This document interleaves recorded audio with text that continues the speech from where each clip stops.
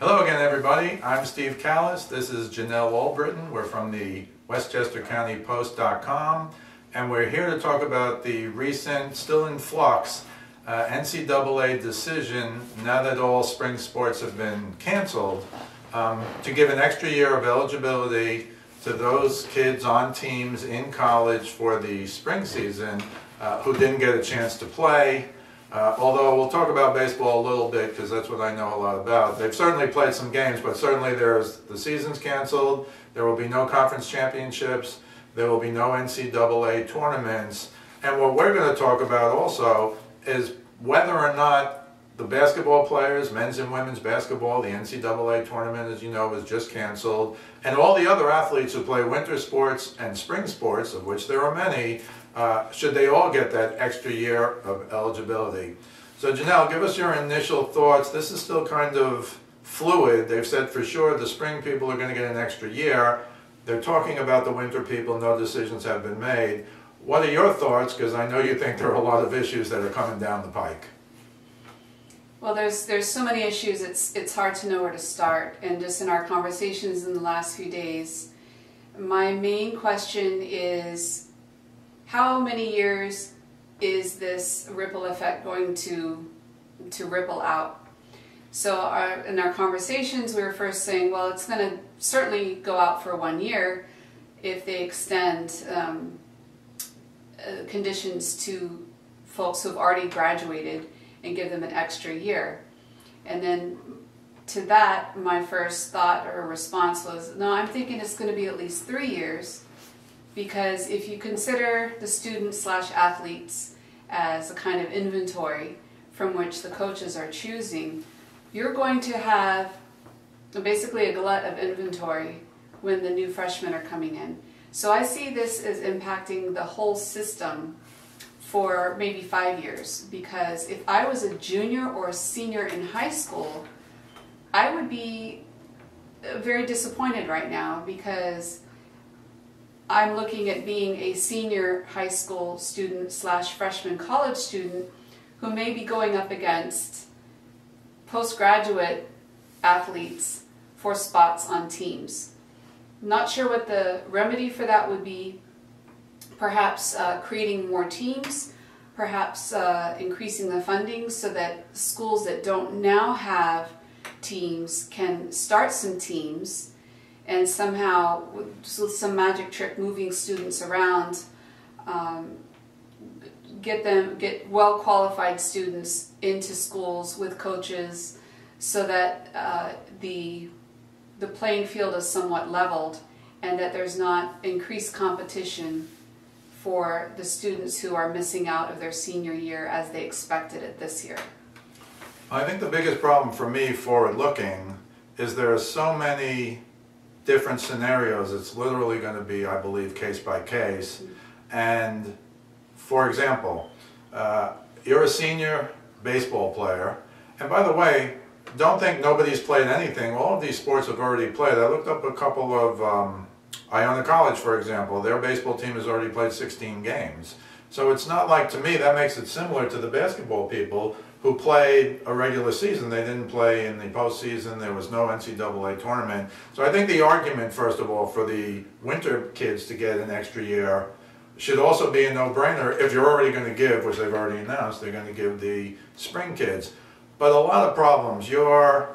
Look, basketball and football, we know, are the full scholarship. You know, the top guys, top women, they get full scholarships in basketball. And of course, football is football. They have like 90 scholarships or 80 scholarships a team. But in baseball, these are not full scholarships. In a lot of other sports, there are like no scholarships or very small scholarships. So the question for me becomes, you've gone to a school like Iona. I don't know exactly what the tuition, room and board is. I'm going to just pick a number, 50,000. And suppose you have a half scholarship and you paid 100,000 after 4 years. Either maybe your parents had a lot of money and you're lucky, but more likely you borrowed money or they borrowed money. And now they just squeezed through 4 years. Their son missed, or daughter in softball missed their senior year, and they want to come back next year, and you have to get another 20, 25, 30,000, and you can't just do that and get it. You know, some people obviously can afford that, but I think it's a huge problem. My solution to that problem might be the schools are going to have to give out a lot more scholarship money. Looking at it at the other end that you spoke about, so the freshmen come in, they think that senior catcher was leaving and I'm going to be the catcher, and then they show up and they found out he's going to be here for another year. He's still here. Get to interview a Division I baseball player and a Division I parent, and those are the kind of things. Some people are going to go to junior college. I know of one kid who's going to medical school, a senior's going to medical school next year, so he's, you know, not a professional prospect, so he's just going to medical school. He won't be back. There are some players who aren't that good. What if the coaches don't want them back? They miss their senior year. They're going to have the right to come back if they want to. So I think they're going to need a lot of scholarship money. It's going to hurt the freshmen. Maybe they'll get redshirted, which means, you know, they just kind of sit on the sidelines and don't play for a whole year. But most of them don't come in and want to do that. And so that's going to be a big problem. But there's certainly a lot of other people who are involved, and we know of someone, for example, who this year is a senior and who is going to and wants to be a sports photographer and wanted to go shoot all these spring sports and now has no opportunity. What about that person? Nobody's given them an extra year. To shoot. Right, and there's no eligibility and there's no scholarship. So what are those people going to do? And that could be a lot of people that we don't even know about, that I haven't even thought about, frankly.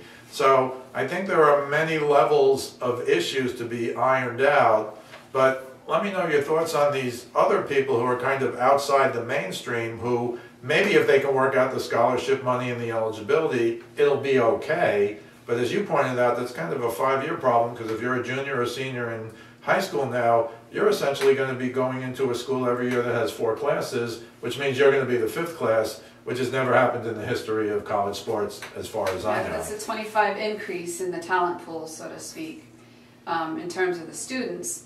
In terms of the games, my thoughts immediately, along with this coronavirus pandemic happening, of course my thoughts went to folks who are living paycheck to paycheck, who are, you know, walking up and down, working hard, selling food and drink at the concession stands and out in the seats.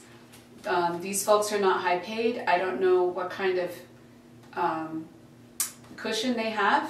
I don't know if there's a union. I don't know if they're going to go into kind of a financial free fall as a result of this. As an example, as a musician, I know that I have musician friends whose gigs are getting canceled left and right, and there's no contract or provision or union to protect them from this sharp and unexpected decrease in income. It's the same in any service industry. Musicians are tied to restaurant industry, and these folks in the service industry in the stadiums are service industry too. They're restaurant workers essentially. And so I'm very concerned about the livelihood of all involved, and there are absolutely unintended consequences to this. Unfortunately, if the response had been more robust and more professional and more appropriate in the beginning, we would not be in this situation. And also, unfortunately, it's very difficult to prove that preventive measures worked. The only way you can say is, we don't have the disaster that was projected, the prevention must have worked, and then the naysayers would say, nah, you weren't preventing, you were overreacting. So as a public health person, that's part of the frustration that we have. It's much more sexy and fun to have funding for life-saving surgery like triple heart bypass and cancer treatment, but it's not as interesting to have funding for preventive care or quitting smoking and losing weight and managing diabetes. So I digress a little bit, but the point is we're trying to prevent unexpected consequences here, and we really are going to come full circle. And I just hope that you've heard about flattening the curve. I hope this curve flattens very quickly, and I can only hope that the minimum of athletes and everyone connected to them comes down with this illness, and that we can be bounce back and be up and running, literally running and playing and jumping and shooting and hitting in record time, in an unexpectedly short time. That's my hope. So I did mention that I spoke with a Division I baseball player. I spoke with a Division I parent of a baseball player. And this goes through all the divisions. These are the guys I was able to speak to. And I just want to read you a few quotes. Like I said, take me inside the room. How did you find out? What happened? What was it like in the room? And I'll just give you a couple of quotes. Quote, we got a text message from the coach that we had to go to a meeting. And at the meeting, he explained to us that this coronavirus, quote, was bigger than baseball. The season is over. I know this is terrible for seniors, but this is the way it's going to be. So I then asked him, well, what was your personal reaction? He's not a senior. Well, but he'll also get an extra year of eligibility, apparently, as he should. What was your reaction? And he said, quote, I was personally deflated, and I was very sad for other people on the team, mainly the seniors. And then I went on to talk to him, and I said, well, tell me about the seniors, because the seniors are the ones, obviously, with the most to lose, including if you have a couple of guys on your team who could play professional baseball and maybe get drafted. Now, scouts can't do anything March, April, May. And again, a lot of these tri-state area schools had played 14, 15, 16, 18 games. They all go to Florida for spring training, or they go to Arizona and they go for a week or two. So the season was already, like, not in full bloom, but they had already started the beginning part of their season. Maybe they didn't start their conference, and of course they all got canceled. Like 10 or 15 games down the road already. Correct. So I said, well, tell me about the seniors. And he said, well, some of the toughest guys I know are the seniors on my team, and there was lots of crying in the room. There was lots of emotion. There was, hopefully we can get something done here, but clearly now they know nothing's going to get done. And the two best hitters on that team, who both at least are being looked at by the major leagues, have nothing to do the next 3 or 4 months, which the player told me about another thing I never thought of, which is one of the best leagues in the country that all you baseball people will know is the Cape Cod League. And you go up there and you get a family that sponsors you and you stay there, you play baseball all summer. It's a fantastic opportunity.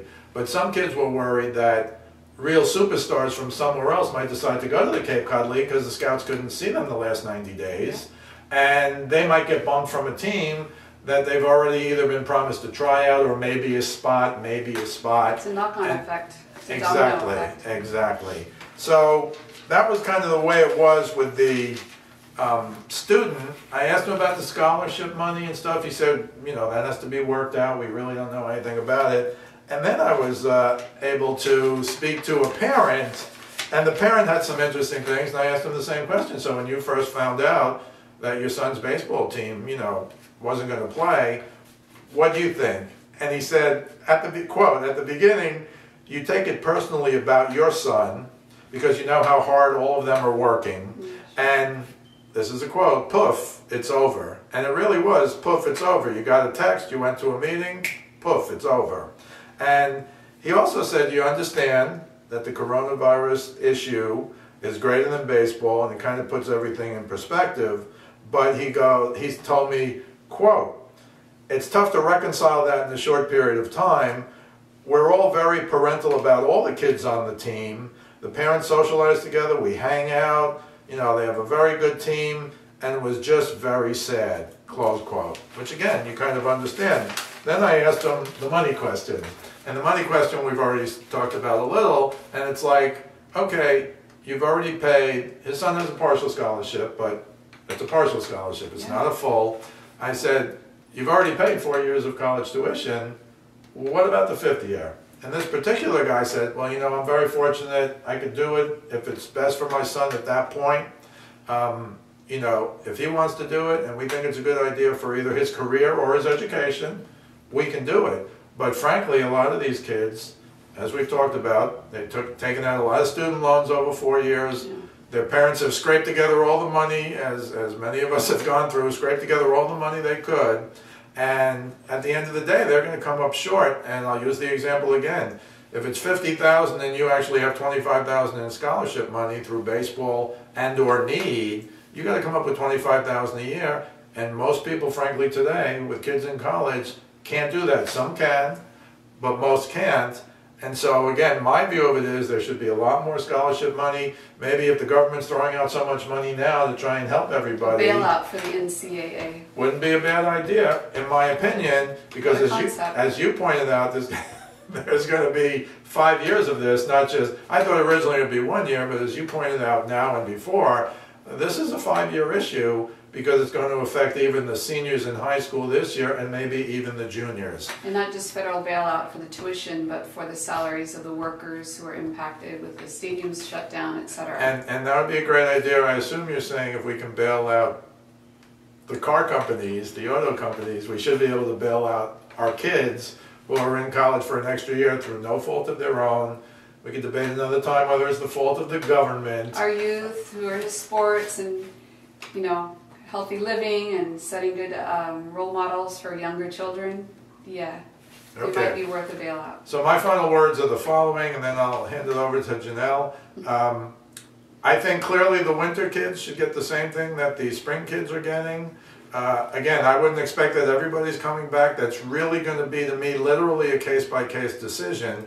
But any of them who come back, I think, should get virtually a free ride, paid for by the government, because that would be, as Janelle said, an NCAA bailout. Obviously, as she said, there will be a lot of unintended consequences coming, but I think at a minimum, these kids should be given the chance without penalizing their parents or their student loan balance, which is probably already through the roof now. So I think that would be my main focus. And then in terms of the freshmen coming in and the classes after that, they're just going to have to understand early on. Now, some kids, again, are thinking already about going to junior college next year so they can play. When you come to college, you want to play. You don't want to sit on the bench.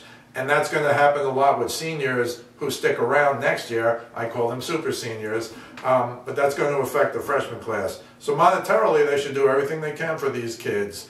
But even with the younger kids, they should see what they can do. Maybe, as you said, more teams, or schools without teams could start teams. But I think the government really has to come in here and do something positive, because to date, it's kind of been virtually all negative. And I'm not just talking about kids at NCAA schools. I'm talking about the whole country. So let me know your final thoughts, Janelle. My final thought on this regarding creating new teams and bringing in more coaches is we've already posted a video on this regarding Title IX and how it impacted female coaches at the collegiate level. So we can't pretend that we have a shortage of coaches. We've got plenty of women who have been marginalized and passed over for positions they're absolutely qualified for.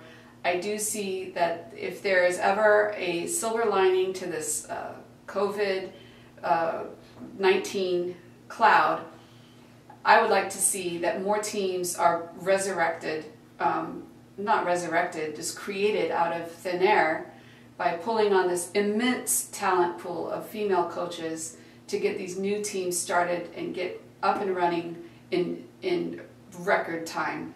I think we can do it. We've got the talent, we've got the money, we've got the schools who would be more than happy to have a team, and I think it can be done. We just have to have the political will and the right people who are allocating the resources to direct those resources in that direction. I think we'll be fine. This is Steve Kallas, sports editor with Janelle Allbritton, publisher of WestchesterCountyPost.com. We'll see you the next time.